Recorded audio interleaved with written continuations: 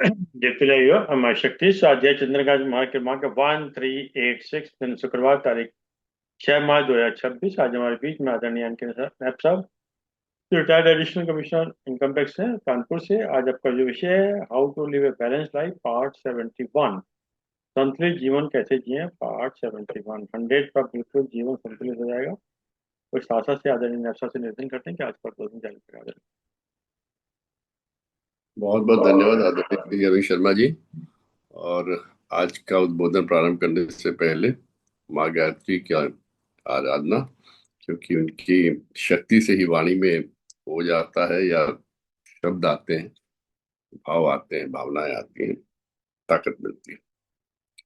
ओम भूर्भुवः स्वाहा तत्सवितुर्वरेण्यं भर्गो देवस्य धीमहि धियो यो नः प्रचोदयात्। जय मां विजय जगदम्बिके समेत। तो आज का सेशन प्रारंभ करने से पहले सबको होली की बहुत बहुत बधाई। और सबने अभी अभी होली मनाई है 2 दिन पहले ही, रंगों की। और मैं जिस क्षेत्र से आता हूँ सर, यहाँ पर तो पूरा एक हफ्ता होली चलती है कानपुर में। और यहाँ गंगा मेला लगता है, वो 10 तारीख को है। तो उस दिन उससे ज्यादा रंग चलेगा जिस दिन होली के दिन रंग चला था। तो यहाँ आज भी अगर पुराने कानपुर की तरफ से निकल जाए सर, तो कोई ना कोई कहीं ना कहीं आपके ऊपर पानी या रंग छेड़ फेंक देगा। और उस तरफ की सभी दुकानें बंद है, सब एक हफ्ता बंद रहती हैं, कोई दुकान नहीं खुलती। तो हमारे लिए तो होली चलेगी सर 10 तारीख तक थोड़ी बहुत, और 10 तारीख को बहुत ज्यादा होली होगी। होली के रंग, ये रंग कहाँ से आते हैं सर? प्रकृति के रंग है। प्रकृति को आप देखें तो सारे रंग भरे पड़े हैं इस पूरे ब्रह्मांड में, तरह तरह के रंग। कितने भी रंग हम इमेजिन कर सकते हैं, या हम होली में देखें या कहीं भी देखें रंग सर, वो सारे रंग प्रकृति के हैं, प्राकृतिक रूप में सब जगह विद्यमान है। कल्पना कीजिए उस प्रकृति की जिसमें कि रंग नहीं है। कैन वी एवर इमेजिन ऐसी प्रकृति की, या ऐसी चारों तरफ की छटाएं जिसमें कलर ना हो, पेड़ हरे ना हो, ये सब सफेद हो जाए, फूलों में कोई रंग ना हो, पानी का कोई रंग ना हो, कोई गंध ना हो, कुछ ना हो। तो बिना कलर के जीवन क्या होगा प्रकृति में? वही अगर हमारे जो मानवीय गुण हैं उसमें, चाहे आप सहजता रख लीजिए, धैर्य रख लीजिए, सहिष्णुता रख लीजिए, प्रेम रख लीजिए, आत्मीयता रख लीजिए, सदाचार रख लीजिए, सत्यता रख लीजिए, ये सब वो रंग हैं जो हमारे चरित्र के हैं और चरित्र में होने चाहिए। जिस प्रकार प्रकृति के सभी रंग हैं, वो उसी प्रकार ये रंग हमारे जीवन के, हमारे कर चरित्र के हैं, जिनके साथ हमको रहना और हमको जीना है। प्रयास करें कि हम इन रंगों से विहीन ना हो। इस जितने भी सद प्रवृत्तियां हैं, जितने भी सद्गुण हैं, ये सब हमारे में रहने चाहिए, और हम इन रंगों से हमेशा रंगे रहें। 12 महीने, सिर्फ होली का इंतजार ना करें, 12 महीने हम इन रंगों से रंगे रहें। ये भी प्रयास करें कि कलुषता का कोई काला रंग हम पे ना हो, किसी के प्रति द्वेष भाव का, कहीं षड्यंत्र का, इस तरह का कोई भी रंग हम पे ना हो। अगर हो तो उसको हम अच्छे रंगों से रंग लें, और अपने जीवन को, ना केवल अपने जीवन को बल्कि अपने आसपास के लोगों के, सभी के जीवन को प्रेम के रंग से रंगे।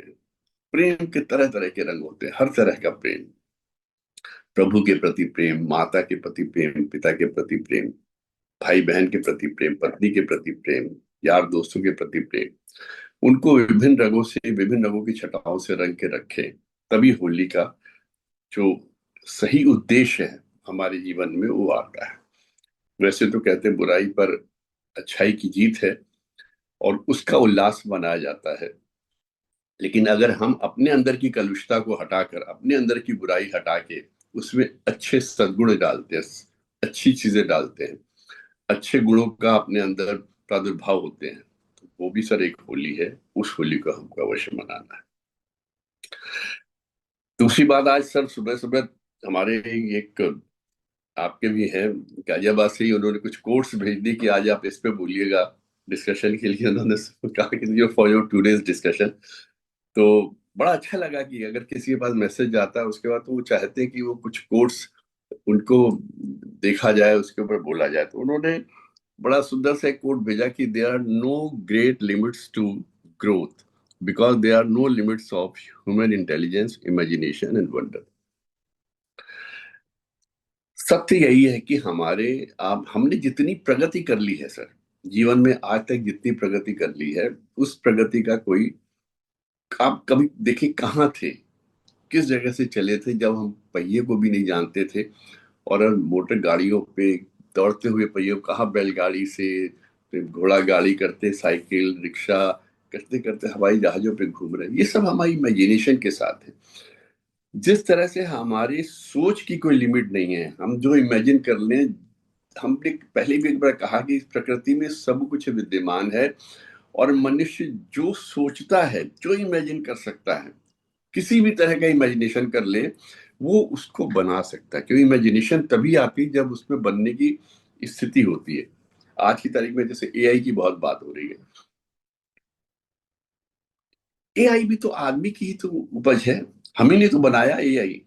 आर्टिफिशियल इंटेलिजेंस की उत्पत्ति या उसको बनाने का काम, या हम लोग कंप्यूटराइज चीजें कर रहे हैं, वो हम ही ने तो बनाई है, हमारी तो इमेजिनेशन है, बाहर से तो नहीं आई है। वो हमारे ही द्वारा चल रही है, हम ही उसको चलाते हैं। तो इससे भी आगे की चीजें आएंगी, इससे भी और आगे आ सकता है। अभी लगता है कि this is the limit, this is the limit, but there is no limit, sky is also not the limit. हम जितना ग्रोथ के बारे में सोचेंगे, जितना ज्यादा अपने बारे में सोचेंगे कि किस तरीके से हमको इमेजिन करते रहिए कितनी ग्रोथ कर सकते हैं, कितना हम आगे बढ़ सकते हैं, अच्छे गुणों के साथ आगे बढ़े, पॉजिटिव माइंड के साथ आगे बढ़े, प्रगति की सोच रख के, सबकी प्रगति के बारे में सोचते हुए जब आगे बढ़ते हैं, पूरे ह्यूमन काइंड के लिए, पूरी एंटायर यूनिवर्स की अच्छाई के लिए सोचते हुए आगे बढ़ते हैं, तो फिर हमारी ग्रोथ को कोई रोक नहीं सकता। और वो ग्रोथ सही मायने में ऐसी ग्रोथ होती है जिसका सबको आनंद आता है। और ये हक है सबको प्रसन्न रहना, और सबको जीवन का उद्देश्य ही क्या है सर? प्रसन्न रहना, यूजफुल रहना। हम दूसरों के प्रति कितने उत्तरदायी हैं, और हम दूसरों के प्रति कितना यूजफुल रहते, कितने उपयोगी हैं, इस पर हमारी एग्जिस्टेंस डिपेंड करती है। अगर हम यूजलेस हैं तो कोई हमारी एग्जिस्टेंस है ही क्या इस जीवन में? भाई हम यूजफुल अपने परिवार के लिए, अपने दोस्तों के लिए, अपने मित्रों के लिए, अपने समाज के लिए, जितना अधिक यूजफुल बनते चले जाएंगे, उतना ही अधिक हमारी इंपॉर्टेंस या हमारी मान्यता उस समाज में या उस घर में होती रहेगी। अगर हम यूजलेस है तो कोई भी नहीं पूछेगा। तो एक एम ऑफ लाइफ में जिसे कहते हैं, उसे to be happy and to be useful. अभी पहले भी कई कई बात की, एवरीबॉडी नीड्स हेल्प। इनफैक्ट अगर आप देखें तो दो ही तरह के लोग हैं, एक वो जो मदद कर सकता है, एक वो जिसको मदद चाहिए। और मदद कर सकने वाला कोई भी हो सकता है, और जिसको मदद चाहिए वो भी कोई भी हो सकता है। धन धान्य होने की या धनी होने की या बहुत पावरफुल होने की सर, इसमें कहीं कोई मान्यता नहीं है। आप रास्ते में जा रहे हैं, आप साइकिल पे हैं, गरीब हैं, साधन विहीन हैं, देखते हैं रास्ते में दो बड़े बढ़िया सी मोटरसाइकिल या कार से एक्सीडेंट हुआ पड़ा है, और बहुत अमीर आदमी उसमें फंसा पड़ा है। उसको मदद की जरूरत है, वो इतना पैसे वाला है कि आपकी पूरी संपत्ति क्या आपको पूरी तरह खरीद सकता है, लेकिन उस वक्त उसको मदद चाहिए, और वो मदद आप दे सकते हैं, इररिस्पेक्टिव ऑफ द फैक्ट कि आप गरीब हैं, आप साइकिल पे हैं। आप जाते हैं, उसकी मदद करते हैं, उसका जीवन बचाते हैं, उसको हॉस्पिटल देख लेके जाते हैं सर। आप उसके लिए उस वक्त ईश्वर के भेजे हुए एक अवतार हैं, ईश्वर के भेजे हुए एक दूत हैं। उसको मदद चाहिए थी, आपने सही समय पर उसकी मदद की, इररिस्पेक्टिव ऑफ द फैक्ट वो कितना भी अमीर आदमी। उस वक्त उसको मदद चाहिए, मदद लेने वाला है, और आप मदद देने वाले हैं। इसी प्रकार वैसे वर्षा होता है कभी भी किसी के साथ भी। तो जब भी कभी ऐसा मौका मिले, जब भी कभी ऐसा मौका मिले कि कभी कोई मदद के लिए किसी को जरूरत है आपकी, तो इनकार मत करिएगा, मदद करिए, कोशिश कीजिए कि वहां तक अगर आप कर सकते हो, किसी झंझट में पड़े बिना, तो जरूर करनी चाहिए, आगे बढ़ के करनी चाहिए। इसी में ब्लड डोनेशन की भी बात हो जाती है कि आप खुद नहीं पता होता है। हम एक ब्लड डोनर की मीटिंग हो रही थी, तो उसमें रेड क्रॉस वाले बता रहे थे, उन्होंने कहा कि आपको स्वयं नहीं पता होता कि आपका ब्लड कब कहाँ किसकी जिंदगी बचा रहा। आज आपने एक बॉटल ब्लड दे दी, आप सोचते ब्लड डोनेट कर दिया, आप कर दिया, हमारा काम खत्म। बट यू नेवर नो कब कहाँ किस जीव को किस व्यक्ति को और आप कब, किन परिस्थितियों में, किन विपरीत परिस्थितियों में आपके ब्लड से जीवन दान मिला है, उससे बड़ा दान कोई नहीं। पर इस तरह की छोटी छोटी चीजें हैं मदद की हैं, जहां पे आप मदद कर सकते हो और आपको करनी चाहिए। और ये करके जितना सुकून मिलता है, यही आपकी यूजफुलनेस है सोसाइटी में।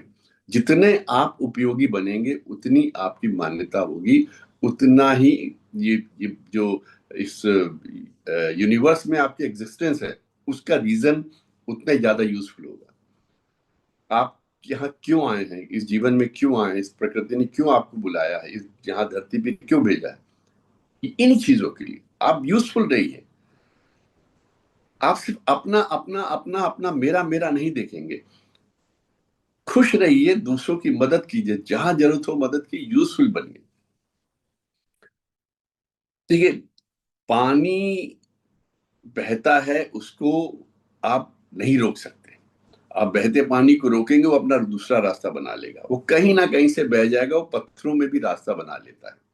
इसलिए जब परिस्थितियां विपरीत हो, जैसे भी हो, अगर आप उसको नहीं बदल सकते तो तटस्थ भाव से सिर्फ देखिए, घटनाओं को घटते हुए देखिए और उसको संभाव से देखिए। अगर आपको नुकसान भी हो रहा है उन घटनाओं को की वजह से, आप कुछ कर नहीं सकते, आप उनसे कुछ पार नहीं पा सकते, तो आप शांत भाव से उनको देखिए, क्या हो रहा है, तटस्थ भाव से देखिए। ये मान के चलिए कि ये तो होना ही था, ये नुकसान तो होना ही था, और ये हमारे मस्तिष्क को विचलित ना करे। तटस्थ भाव से, समभाव से, सुख दुख को एक तरह से लेते उसको देखते चलिए। आपकी आकांक्षाएं सिर्फ मेरा ही हो, मेरा ही फायदा हो, मैं ही ठीक हूं, मैं ही सही हूं, ये चीजें आपको विचलित करती हैं। और इन परिस्थितियों में जो आपके विपरीत होती हैं, जहां आपका नुकसान हो रहा है किसी तरह का, या आपकी मर्जी से चीजें नहीं चलती, वहां पे आपको बहुत विचलित कर देती हैं। उन चीजों पे, ऐसी परिस्थितियों में आपको धैर्य रखना है। ऐसी परिस्थितियों में आपको सहजता रखनी है। सहज रहते हुए, धैर्यवान रहते हुए इन परिस्थितियों का मुकाबला करिए, और मुकाबला करते हुए आप आगे बढ़िए।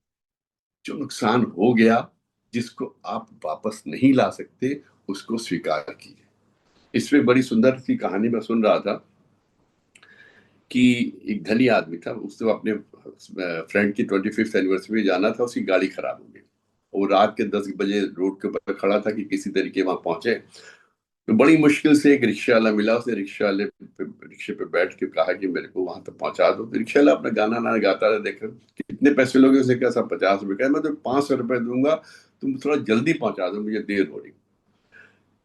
उसने कुछ नहीं सुना, रिक्शे वाले ने चुपचाप अपनी जिस गति से पहले चल रहा था उसी गति में आराम से गाना गाते हुए चलाते हुए रिक्शा चला जा रहा था। रास्ते में रिक्शे वाले के मोबाइल पे फोन आया, उसकी वाइफ का, कहाँ हो। उसने कहा क्या हुआ, आप जल्दी घर आ जाओ। उसने कहा क्या प्रॉब्लम हो गई, कहते अपनी बकरी जो थी वो मर गई है। तो कोई बात नहीं, मर गई ना। उसने कहा नहीं, कल ही एक आदमी खरीदने आया था, उसके 8,000 दे रहा था, हमने बेची नहीं, अब वो आज मर गई, हमारा 8,000 का नुकसान हो गया।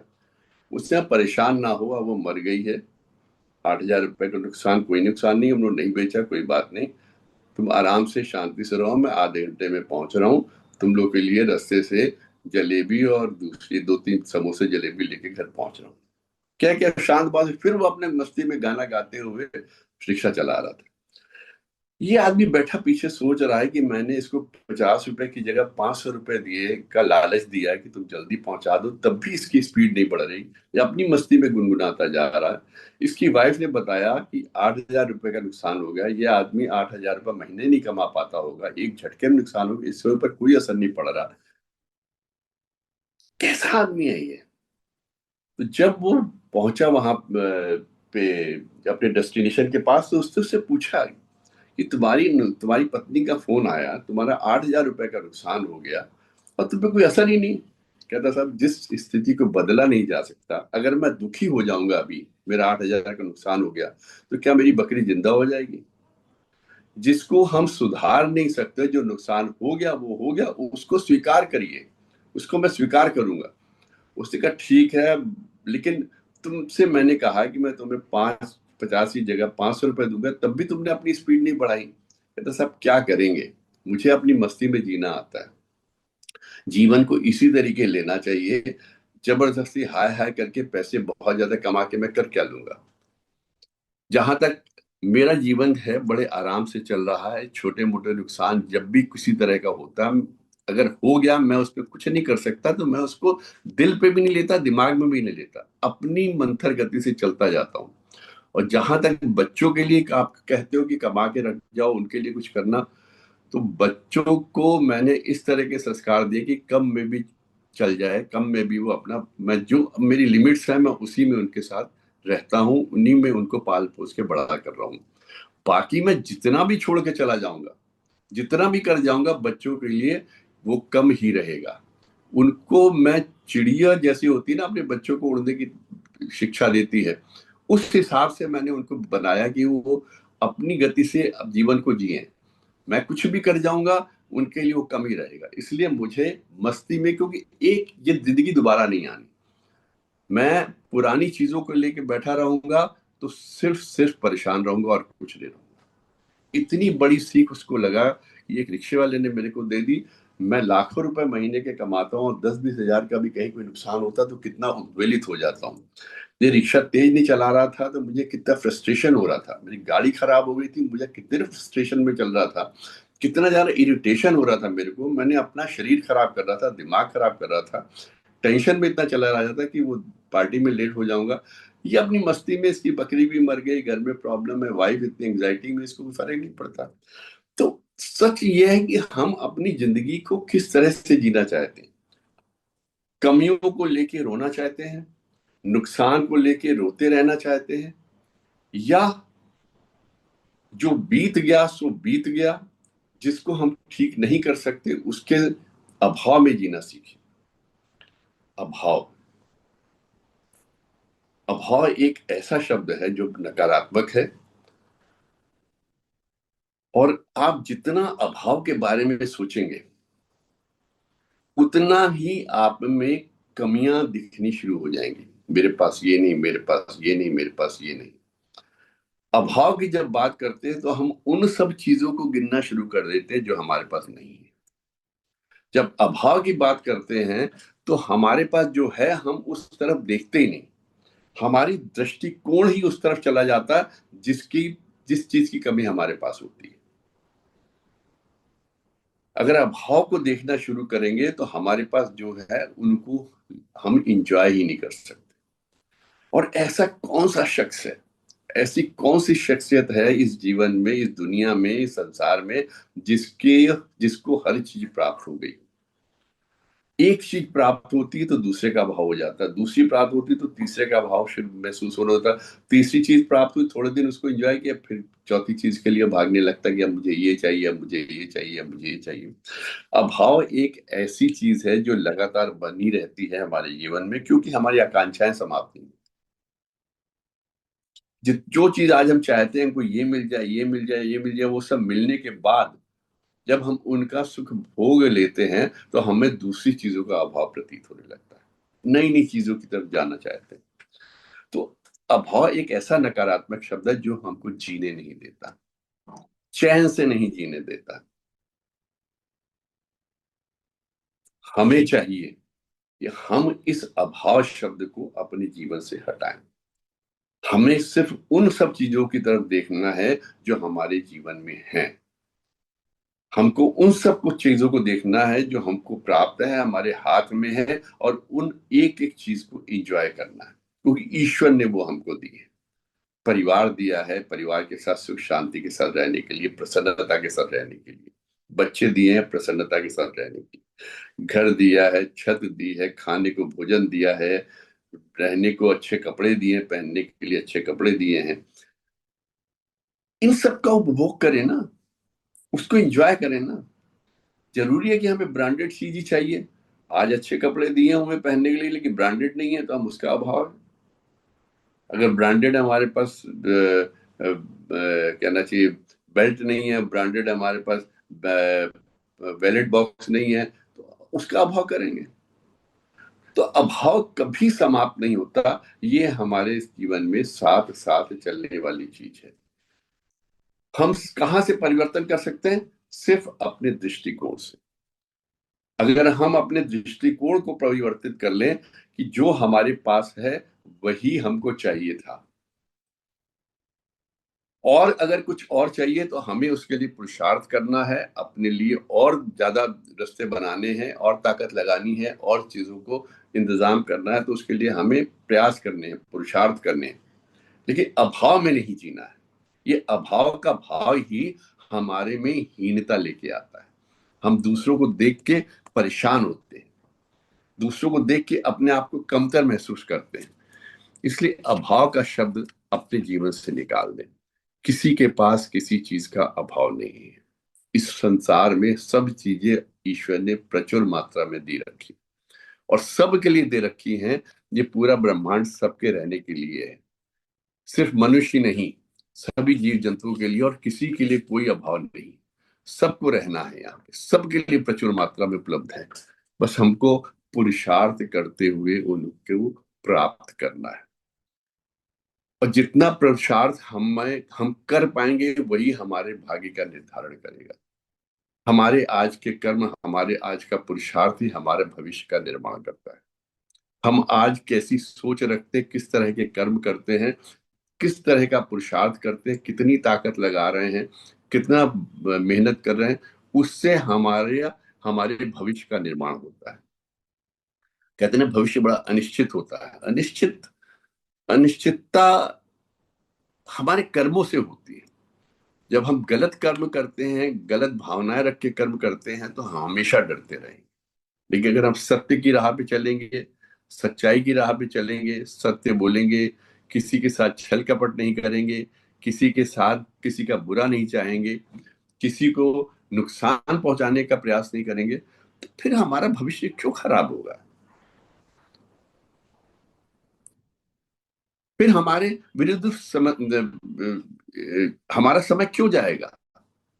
कोई चीज हमारे विरुद्ध क्यों होगी अगर सब कुछ हम सही कर रहे हैं? तो जब हमारे अंदर पॉजिटिविटी है, तो फिर नेगेटिव चीजें हमें क्यों मिलेंगी? तो हमारे भविष्य के प्रति अनिश्चितता या उससे डर तभी होता है जब हमारे कर्म उस चीज को प्रेरित करते हैं। अगर हम सत्कर्म करेंगे, अच्छे कर्म करेंगे, तो भविष्य के प्रति अनिश्चितता अपने आप समाप्त हो जाएगी। हम सत्कर्म नहीं करेंगे, दुष्कर्म करेंगे, टेढ़े मेढ़े काम करेंगे, छल कपट में विश्वास रखेंगे, गुस्सा करते रहेंगे, क्रोध करते रहेंगे, उद्वेलित होते रहेंगे, तो हमारा भविष्य हमेशा अनिश्चित रहेगा और हमको हमेशा डराता रहेगा। हमेशा भय में रहेंगे कि हमने ये किया था, इसका मुझे पता नहीं क्या उसका रिपरकशन आने लगे। और इसके लिए बहुत आवश्यक है कि अपने कर्मों को ध्यान से देखें, सहज रहते हुए, धैर्यवान रहते हुए अपने कर्मों को करें। और कोई भी परिस्थिति आती है, देखिए, सुख दुख सब साथ चलते हैं। कोई भी आदमी, चाहे साधु हो, संत हो, राजा हो, फकीर हो, धनी हो, गरीब हो, उसकी सारी पूरा जीवन में समय एक सा नहीं रहता, परिस्थितियां एक सी नहीं रहती, सुख दुख सब साथ साथ चलते हैं। हम उन क्षणों में किस तरीके से अपने यहाँ रिस्पॉन्स करते हैं, ये डिपेंड करता है। इस चीज पे बहुत ज्यादा निर्धारित। इवेंट्स, घटनाएं, घटनाएं होती हैं। घटनाओं का होना ही प्रकृति का स्वरूप है। यही जीवन है कि घटनाएं लगातार घटित होती रहें। अगर हमारे जीवन में घटनाएं घटित नहीं होंगी तो बड़ा फीका फीका सा लगेगा, रूखा रूखा सा लगेगा। जीवन में कुछ करने को ही नहीं बचेगा, लगेगा ही नहीं कुछ हो रहा। घटनाएं लगातार घटित होती हैं, ये अब हम पर डिपेंड करता है कि हम उन घटनाओं में किस तरह का रंग भरते हैं। कोई भी घटना हुई, उस पे हमारा रिस्पॉन्स क्या है, हमारा रिएक्शन क्या है? इवेंट, घटना, उस पे हमारा जो रिएक्शन है या रिस्पॉन्स है, या जो हमने रंग भरा है, वो मिलकर ही उसका आउटपुट लेके आता, उसका आउटकम लेके आता कि क्या बनकर उसका क्या रिजल्ट निकला। इसके बहुत सुंदर उदाहरण हमारे इतिहास में मिलते हैं।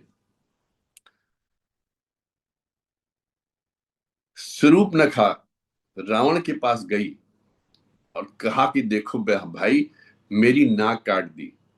दो वहां पर युवक थे, राजसी लग रहे थे, उन्होंने मेरी जबरदस्ती नाक काट दी, तुम्हारे रावण जैसे वीर पुरुष की बहन की इस तरह से बेइज्जती की।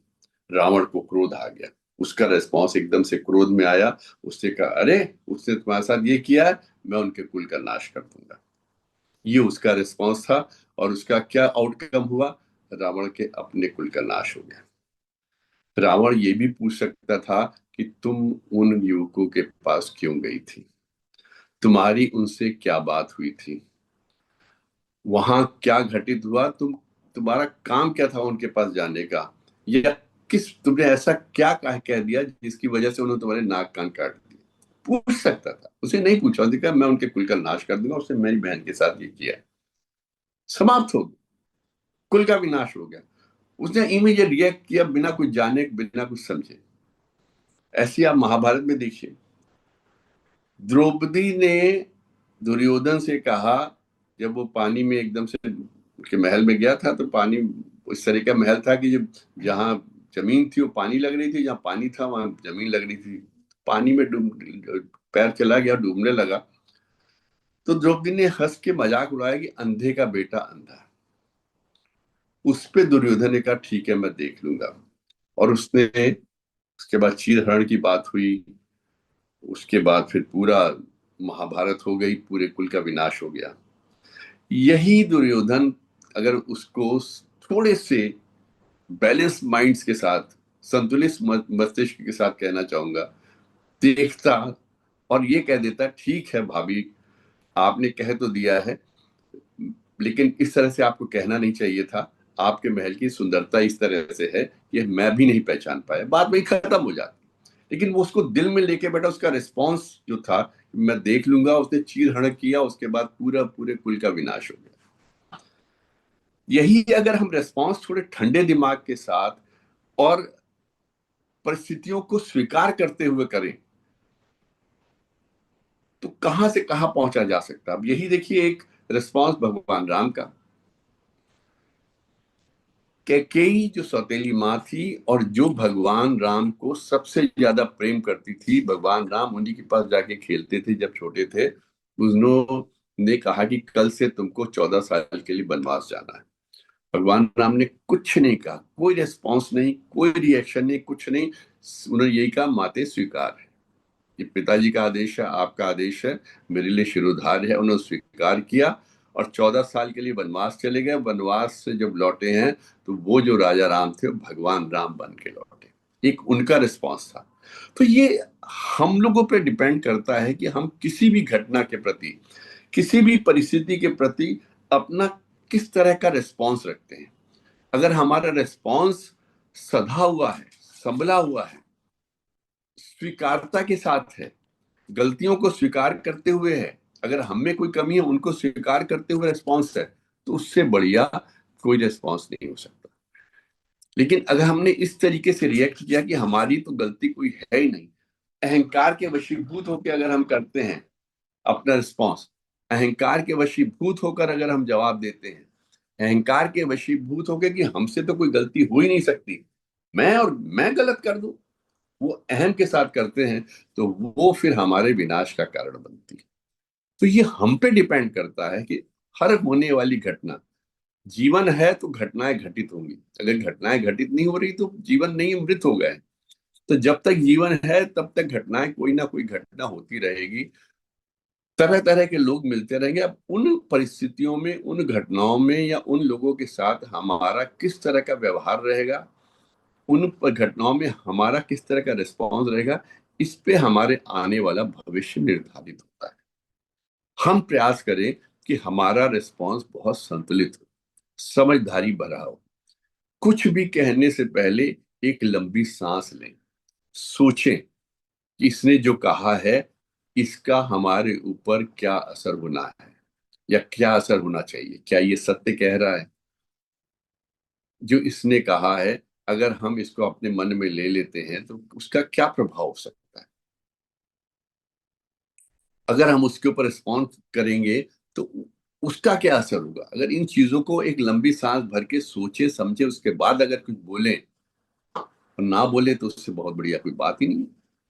आराम से सोच विचार के कोई एक्शन लेना हो तो लीजिए, जरूरत पड़े तो वरना शांत भाव से बने रहिए, चीजें स्वतः समाप्त होने लगती। कहते हैं ना, पानी अपना स्वयं ही रास्ता बनाता चलता है।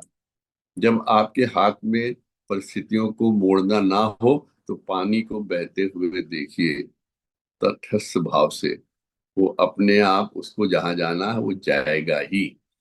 आप उसके रास्ते में थोड़ी बार रोक टोक करके दाएं बाएं कर सकते हो, लेकिन अंततः उसको जहां जाना वहां जाएगा ही। तो इसलिए शांत भाव से उसके रास्ते का रोड़ा ना बने, घटनाओं को घटित होने दे। उनके प्रभाव को अपने ऊपर अगर नेगेटिव है तो नेगेटिव मत लीजिए, ये मान के चलिए इनको तो ऐसे ही होना था, इनको तो इसी प्रकार होना था। क्योंकि देखिए, विधि का विधान कोई नहीं टाल पाया। अगर आप सोचें, महाभारत को ही देख लीजिए, सबसे वीर पांडवों में कौन थे? भीम, गदाधारी भीम, बचपन से ही सबसे वीर थे। लेकिन राजा कौन बने? युधिष्ठिर। सच्चरित्र थे, सच्चरित्र थे, सारे गुण उनमें थे, लेकिन उसके बावजूद भी द्रौपदी की लाज नहीं बचा पाए, क्योंकि विधि का विधान था। कृष्ण जैसे ईश्वर का स्वरूप, अवतारी प्रभु, वो युद्ध युद्ध को नहीं रोक पाए जिसमें करोड़ लोगों की जान गई। महाभारत को रोक नहीं पाए, स्वयं गए थे दुर्योधन के सामने, इतना बोल दिया था कि खाली 5 गांव दे दो इन लोगों को रहने के लिए। दुर्योधन उस पर भी राजी नहीं था, क्योंकि ये घटना घटित होनी थी, ये विधि का विधान था, ये टल नहीं सकता था। श्री कृष्ण से समर्थ कौन हो सकता है? तो जब इत, इतने बड़े बड़े लोग किसी चीज को नहीं टाल सके, तो हम और आप कौन होते? विधि का विधान तो वैसे ही चलता है, जो होना है वो तो होकर ही रहेगा। बस ये है कि अगर हम अपने अंदर थोड़े से सकारात्मक होके, सहज भाव रखते हुए, धैर्यवान बन के घटनाओं को घटित होते हुए देख सकते हो, उनको रोक नहीं सकते, तो कम से कम उनके प्रभाव को अपने ऊपर मत लें। जो नुकसान होना वो हो गया, अब उसके साथ ना जिए। चला गया सो वो अपना कभी था ही नहीं, इसलिए चला गया। अगर अपना होता तो जाता ही नहीं। और जो अपना है वो कभी जाएगा नहीं, कहीं ना कहीं किसी ना किसी रूप में लौट कर आएगा।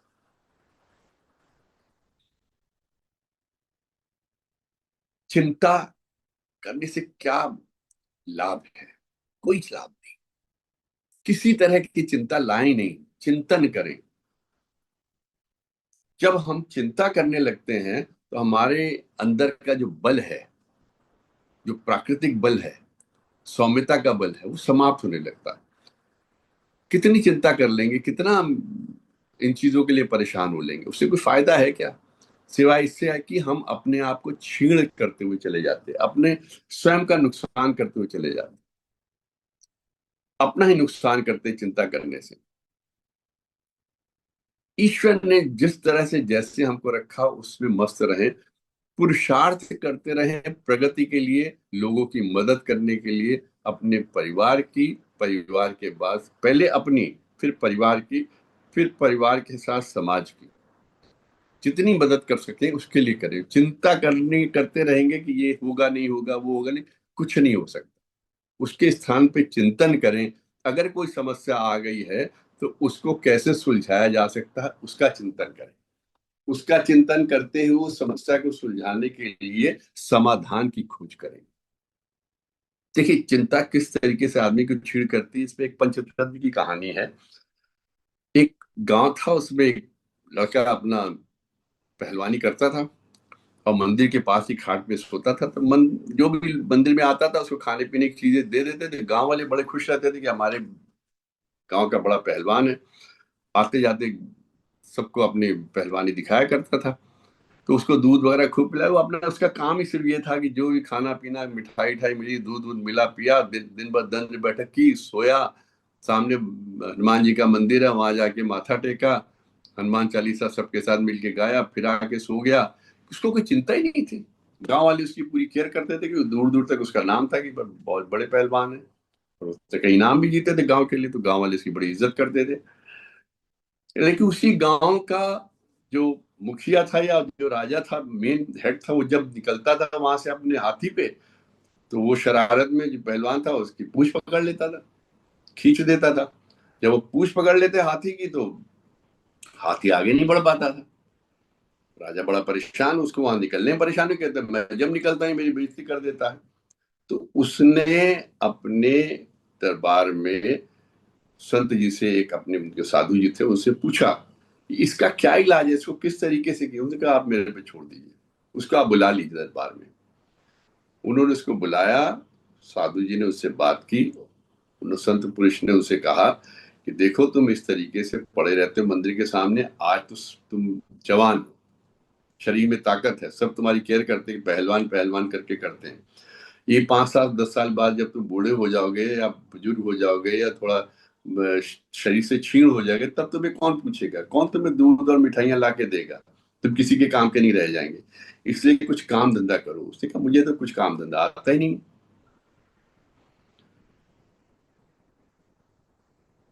तो उन्होंने कहा कि काम तुमको हम बताएंगे क्या करना, वही करना है जो तुम जानते हो।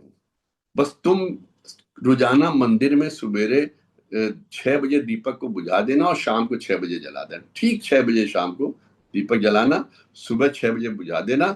राजा तुमको इसके रोज एक चांदी का सिक्का देंगे, ये तुम्हारी मजदूरी होगी। बड़ा खुश हो गया, नहीं महीने भर में हमारा काम चल जाता है, एक चांदी से पूरे 30 दिन रोज एक सिक्का मिलेगा। चला गया। राजा ने संत से कहा ये कौन सा इलाज आप बता रहे हैं, ये तो रोज के पैसे ले जाके और खाए पिएगा और मुस्टंड हो जाएगा, ये तो और तंग करेगा। उनका आप छोड़िए इसको, अब देखिएगा।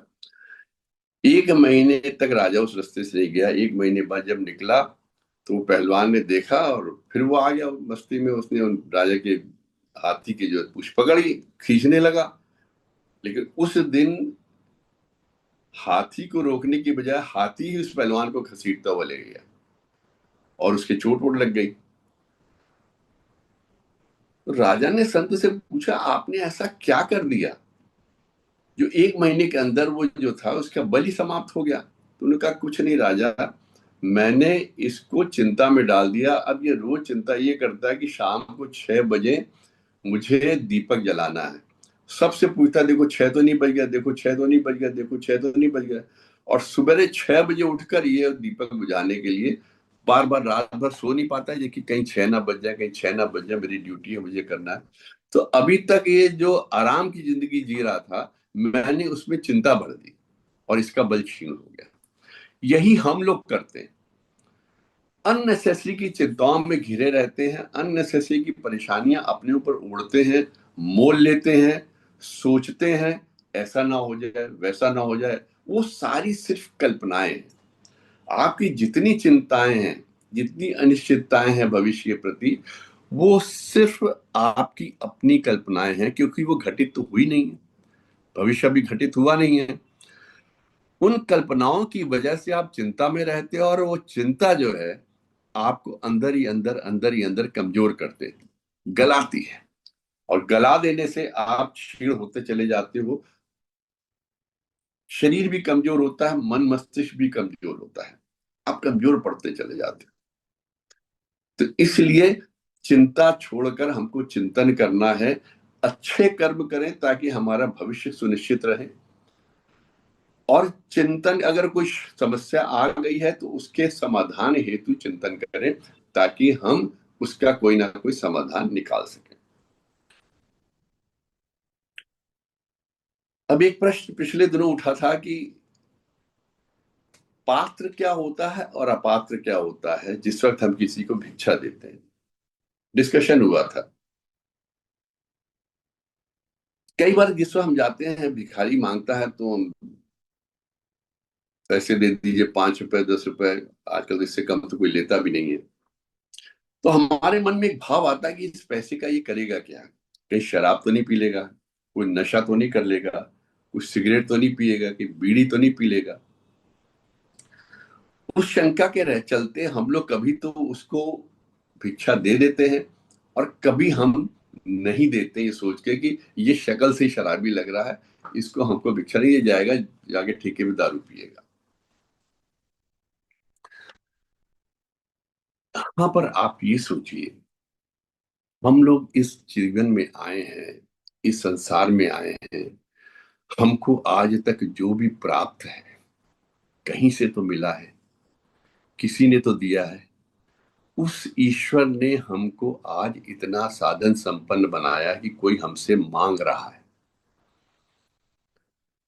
जब उस ईश्वर ने हमको दिया या हमको दिया देने का प्रवृत्त हुआ या हमको हमारे ऊपर इतना कृपा की, क्या उसने ये सोचा कि हम इस धन का क्या सदुपयोग करेंगे, क्या उपयोग करेंगे? देते वक्त उसने नहीं सोचा, वो देता चला गया। अब ये हमारे विवेक पर है कि हम उस धन का क्या करते हैं। जो सनातनी होगा, जो अच्छे मस्तिष्क का होगा, संतुलित दिमाग का होगा, भविष्य के बारे में सोचता होगा, भगवान का नाम लेने वाला होगा, बुरे कर्मों से डरता होगा, उस धन का सदुपयोग करता रहेगा। और जिसको सिर्फ मोह माया पड़ी हुई है, संसारिक चीजों में पूरी तरह से है, तो उसका दुरुपयोग करेगा। लेकिन देने वाले ने तो दिया ना, उसने तो नहीं पूछा तुम इसका क्या करोगे, तुम गलत काम करोगे तो हम तुम्हें ना दे। इसलिए जब भी आपकी जरा सी भी इच्छा, किसी को मांग रहा है कि वो भीख मांग रहा है, तो उसमें आप बहुत ज्यादा इस मामलों में मत जाएं कि हम इसको दें या नहीं दें, ये पात्र है कि कुपात्र है या अपात्र है। आपके 10 रुपए से किसी का चरित्र बदल नहीं जाएगा। आपके 5-10 रुपए से किसी की भावनाएं नहीं बदल जाएंगी, किसी का स्वभाव नहीं बदल जाएगा। हो सकता है उसको वाकई में उस वक्त भूख लगी हो सकता है वो वाकई में भूखा हो, उसके भोजन की व्यवस्था ना हो पा रही हो। अगर आपके उन 10, 5 रुपए 20 रुपए से उसकी भोजन की व्यवस्था हो जाए तो बहुत सुंदर। और कई बार ये होता है कि कई बार, एक आध बार ऐसा कोई रिक्शा वाला मुझे मिल गया। आजकल साइकिल रिक्शा पे लोग बैठते नहीं है, ई बैटरी वाली में बैठ जाते हैं या टेम्पो में बैठ जाते हैं, और उस पे मोटराइज जो बैठते हैं। तो साइकिल रिक्शा एक बड़ा ऑब्सोलीट से हो गया। लेकिन कानपुर जैसे मुझे मुझे भूख लग रही है, मेरी सुबह से बोनी नहीं हुई, कहीं से भोजन का इंतजाम हो जाए, तो उसको ले जाके किसी खाने वाले होटल पे या ठेले पे ले जाके, जहाँ पे खाने या पराठा कुछ मिल रहा हो, वहां पे उसको सीधे ठेले वाले को पैसे दीजिए, भैया इसको ही खाना खिला के भेजना। आपका वहां काम संपूर्ण हो जाता है, आपने किसी को तृप्ति दे दी। और अगर किसी को 5-10 रुपए देने में आप मत, ईश्वर ने आपको देने लायक बनाया है, उसका शुक्रिया अदा कीजिए। ईश्वर ने आपको देने वाला बनाया है, उसका शुक्रिया अदा कीजिए। उसने आपको उस स्थिति में नहीं रखा जिस स्थिति में सामने है। उसकी तो एक चुटकी का काम है ना ईश्वर का। 1 मिनट में राजा से रंग, रंग से राजा मैंने होते देखा लोगों को। 2 मिनट नहीं लगते हैं आसमान से जमीन में गिरते हुए, जमीन से आसमान में जाते हुए। तो अगर वो आपको उस स्तर पे रख रहा है जहां पर कि आप दे रहे हो, आप दे सकते हो, आप देने वाले हो, तो उसका शुक्रिया अदा कीजिए और लोगों की मदद कीजिए।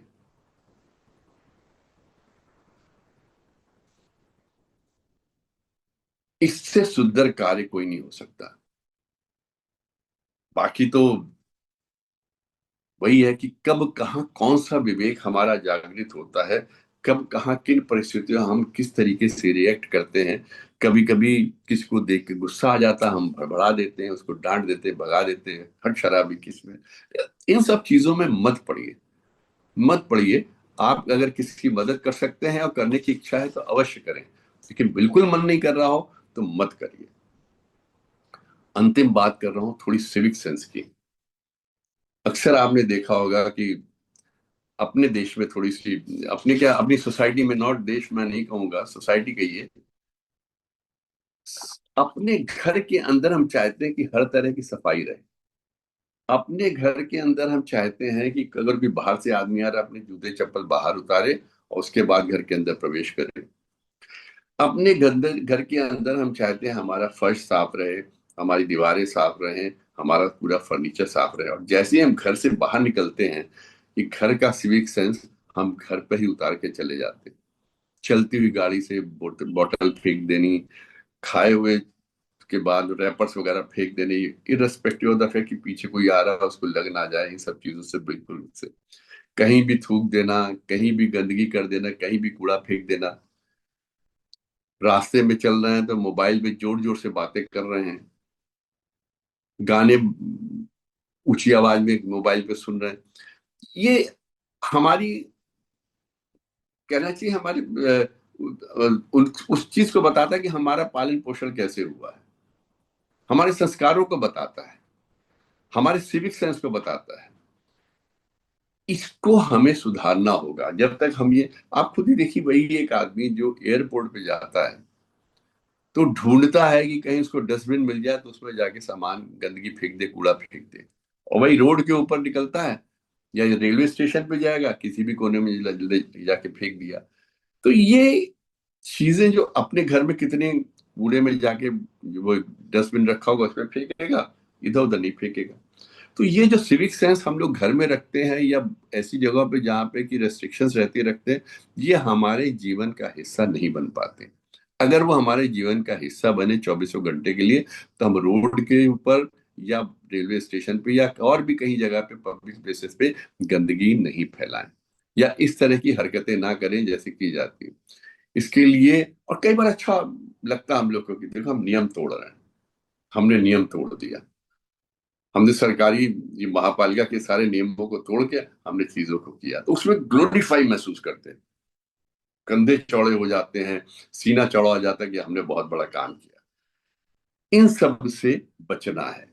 पहली बात यह कि अगर हम नियम तोड़ते हैं तो उसको ग्लोरीफाई करना बंद करेगा। कोई नियम तोड़ रहा है तो हम उसकी फजी, मतलब उसको कहते हैं ना, we should criticise that person, उसको बड़ी उससे, मतलब उसमें देखने के कि इसने बहुत बड़ा काम कर दिया, बड़ा ताकतवर आदमी है, उसका मान के चले कि मस्तिष्क से बहुत कमजोर आदमी है, स्वयं को बहुत इनसिक्योर फील कर रहा है, इसलिए नियम तोड़ के अपने आप को दादा साबित करने की कोशिश कर रहा है। ऐसे आदमी को we should criticise and we should try to mend that person कि तुमने गलत किया है। दूसरी बात, सबके लिए समान नियम होने चाहिए। चाहे कोई जितना बड़ा आदमी है, चाहे कोई कितना वीआईपी है, अगर उसने सिविक में या बाहर जाके कोई गलती की है तो we should criticise him irrespective of his किस कैडर का है, किस लेवल का है, कितना धनी है, कितना पावरफुल है, उस चीज को बिल्कुल हटाना पड़ेगा। बच्चों को बचपन से ही सिविक सेंस घर से पढ़ाना शुरू करें, बहुत जरूरी है। घर से ही उनको बताना शुरू करें कि आपको जो जो सफाई के काम आप घर में करते हो बाहर भी वही करें, और उनके सामने खुद भी एक उदाहरण बन के प्रस्तुत करें ताकि वो आपको देख के उन चीजों को फॉलो करें। जब तक हम खुद नहीं फॉलो करेंगे ना, हमारे बच्चे अगर हमको देखेंगे हम बाहर जाके इधर उधर गाड़ी से बाहर बॉटल फेंक दी, पाउच फेंक दिया, ये फेंक दिया, वो सब देखेंगे, वो भी यही करेंगे। और जब तक एक मास मूवमेंट नहीं चलेगा, मास में खाली ये नहीं कि सफाई अभियान चला दिया एक दिन की आज सफाई होगी, झाड़ू लेके सब पहुंच गया, मोहल्ले मोहल्ले सब सफाई, वो सब नहीं। एक एक सिविक सेंस में एक एक चीज के लिए आपको मूवमेंट चलाना पड़ेगा। लोगों को बताना पड़ेगा कि किस तरीके से खुद को भी साफ रखें, जैसे आप घर को रखते हैं उसी तरीके से आप बाहर भी रहें। क्योंकि हमने देखा कि ये सिविक सेंस आपके चरित्र पर बड़ा प्रभाव डालता है। आज सिविक सेंस का इसलिए मैंने, ये नहीं था कि मैं सफाई का या उसके लिए कह रहा, हमारे अपने चरित्र पे, हमारे अपने कर्मों पे, हमारे अपने आचरण पे, हमारी सोच पर बहुत प्रभाव डालता है।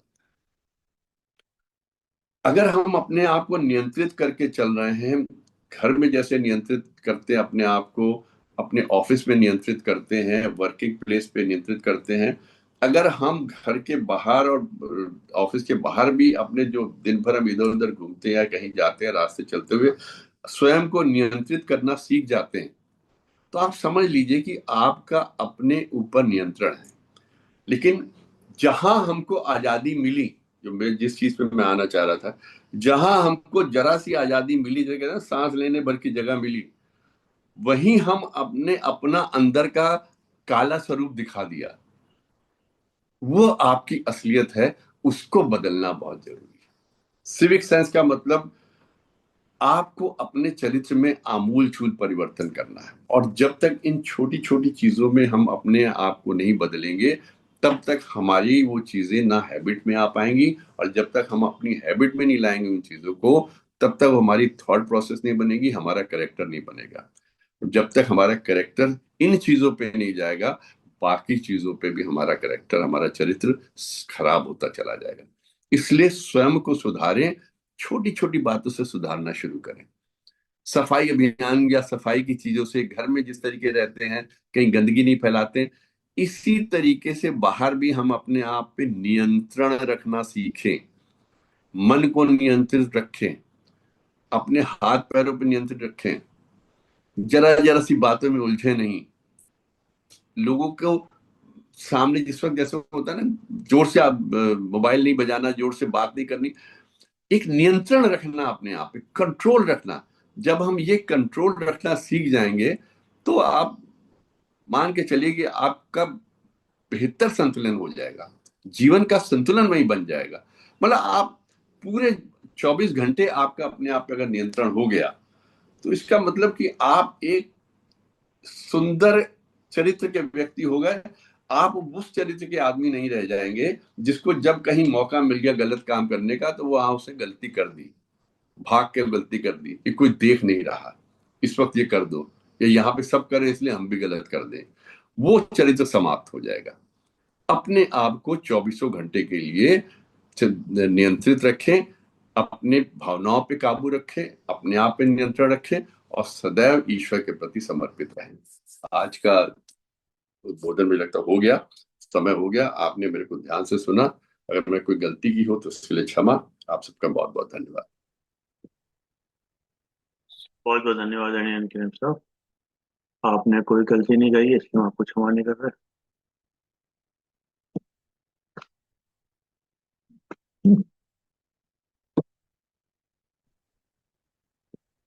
थैंक यू रहे। क्षमा ना करने के लिए। सभी लोग अनम्यूट हैं, अगर किसी कोई ये कैसा कोई प्रश्न या कोई सिविक सेंस पे अपने विचार रखने तो रख सकते हैं ना। आज ही मैं देख रहा था कि आज हम चाय पीने गए थे अपना, एक सज्जन बोले जब जल्दी है, गिलास की जगह उन्होंने कुल्हड़ ले लिया। इतनी देर में कुछ क्या था, कुल्हड़ शीशा नीचे करा फेंक दिया। मैंने इतनी बड़ी सारी मकान है, कोठी है, मतलब वहां तो फेंकता नहीं आदमी, बाहर फेंक दिया। केला खाता आदमी, केले के छिलके फेंक दिए, क्या पूछेगा, गिर जाए। तो स्वामी विवेकानंद ने कहा था कि common sense are most uncommon. Common sense are most uncommon, हम जो छोटी छोटी बातों को है ना, बहुत अनकॉमन है, बल्कि खासकर जो व्यक्ति समर्थ होता है वो ज्यादा ही गलतियां करता है। एक गरीब, एक अनपढ़, एक गलत आदमी इतना नहीं करता। समझदारों की ना समझी, अगर देखा जाए तो समाज का जितना समझदारों ने नुकसान किया है उतना अनपढ़ ने नहीं किया, क्योंकि पढ़े लिखे लोग ही ज्यादातर तिहाड़ जेल के अंदर है, मतलब बाकी लोग तो हैं पर पढ़े लिखे ज्यादा हैं, मतलब क्योंकि वो शेड्यूल क्राइम करते हैं कि मुझे कोई नहीं देख रहा, मुझे कुछ कहने वाला नहीं है। और सबसे ज्यादा दुख जो हुआ है वो ये हुआ, कुछ नहीं होता, सब सब चलता है, सब चलता है, क्यों? इसने बड़ा हमारा नुकसान किया है। एनीवे, और किसी के विचार में तो बताइएगा, वरना फिर हमारे सेक्रेटरी साहब धन्यवाद देने के लिए बैठे हुए हैं। साथ से धन्यवाद। ठीक है, धन्यवाद, यही दो तो।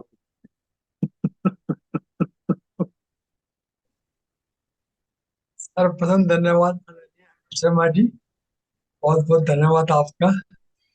आज उद्बोधन था आदरणीय नेब साहब का, 71वां उद्बोधन था। संतुलित जीवन, हर बार कोई ना कोई नया पॉइंट बताते हैं, और एक पॉइंट भी अगर हम उसका पालन शुरू कर दें तो बाकी सारे पालन, बाकी पॉइंट अपने आप।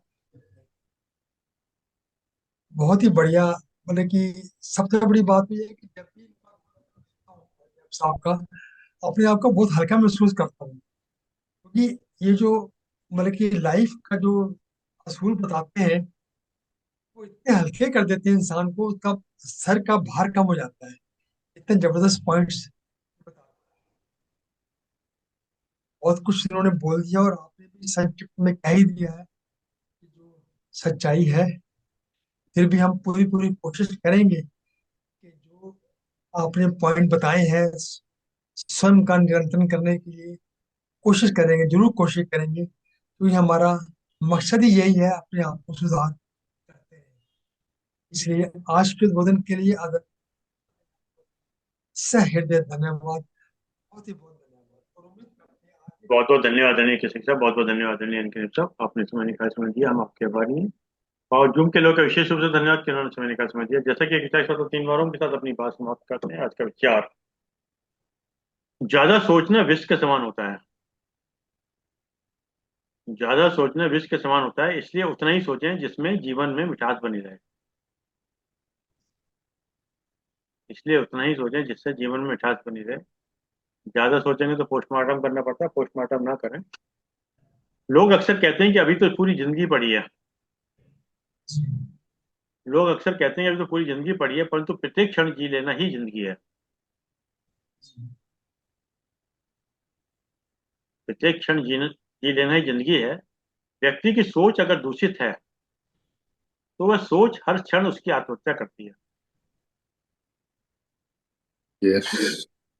बहुत बढ़िया सर। व्यक्ति की अगर सोच दूषित है तो वह सोच हर क्षण उसकी आत्महत्या करती है। सो उसका ट्रू। हर क्षण चिंता, तनाव, अवसाद अर्थात डिप्रेशन को जन्म देती है। जी जी सत्य, बहुत सत्य, सत्य वचन। सटीक, सटीक सत्य। वाह। बहुत सुंदर, बहुत सटीक, बिल्कुल इसलिए सीधा जवाब। स्वास्थ्य के लिए हमें हर क्षण अपनी सोच और विचारों को मूल्य देना चाहिए। जी सही बात। इसलिए स्वास्थ्य के लिए हमें हर क्षण अपनी सोच और विचारों को मूल्य देना चाहिए। सबसे अच्छी भावना यही है कि जो दुख मुझे मिला है किसी और को ना मिले। बहुत अच्छा, बहुत बहुत सुंदर। सबसे अच्छी भावना यही है कि जो दुख मुझे मिला है तो वो किसी और को ना मिले, और जो सुख मुझे मिला है वह हर किसी को मिले। बहुत अच्छा, बहुत बहुत सुंदर, महत्वपूर्ण, बहुत महत्वपूर्ण। आइए 3 वारों वाह। का काम करते हैं। राउंड बंदर नैप साहब खोल लीजिएगा। आज का विचार सर तो आपका बड़ा सटीक था और मेरी भावनाओं के बिल्कुल अनुसूर थे। मुझे ऐसे ही मतलब दिमाग में सीधे जाके चट बोलते हैं। कितनी सही बात। आज आपने कहीं ढूंढ के लाए हैं, बहुत सुंदर। सुना है साहब मालूम कहीं। था आज क्या बोलोगे। ये भेजिएगा सर। अच्छा, हाँ। भेजिएगा। काला साहब की लाइट आ गई, अभी तो लाइट नहीं थी। अंधेरे में। लाइट गायब थी, अभी लाइट आई है। हाँ, अभी आज पहले तो अंधेरे में नायब साहब ने कई सारे पॉइंट्स ऐसे उठाए हैं जो जीवन में बहुत इंपॉर्टेंट हैं। सेक्वेंस घर से शुरू होती है, और घर में जैसा बढ़ते हैं वैसा बाहर बढ़ते हैं, एक जैसा रहें तो ठीक है। सिक्स सेंसेस हमेशा जो है, हम सुधरेंगे जग सुधरेगा, ये गुरु जी का बयान हुआ है कि हम सुधरेंगे जग सुधरेगा। अपना सुधार करते चले जाए तो अपना देश की चिंता अपने आप खत्म हो जाएगी। अपने सुधार से देश अपने आप सुधरता चला जाएगा। दूसरा, से। चिंतन करें, चिंता नहीं, क्योंकि चिंता जो है लगातार शरीर को जलाती है, और चिंतन जीवन को ऊंचा उठाता है। बहुत सुंदर। तीसरी बात आपने जो बताई कि किसी को अगर आपको कुछ देना है, ये मत सोचो उसका वो क्या करेगा। ईश्वर ने जब हमको दिया कभी नहीं पूछा कि ये पेंशन ले रहे हो, उसका क्या करोगे, ये तनख्वाह ले जा रहे हो उसको क्या करोगे, कभी नहीं पूछा। पूछता तो शायद हम भी उस काबिल ना रहते। इसलिए जो कोई, अगर आप कहीं देने लायक हैं तो दीजिए, किसी तरह का संकोच मत करिए, क्योंकि देने लायक ईश्वर ने बनाया है ना। तो बहुत बड़ी बातें उठाई हैं आपने। आज का मुद्दे रियली जीवन को बदलने वाले हैं। इन पर प्रैक्टिस हमें करते रहना होगा। धन्यवाद। आइए 3 वारों का चयन करते हैं। ओ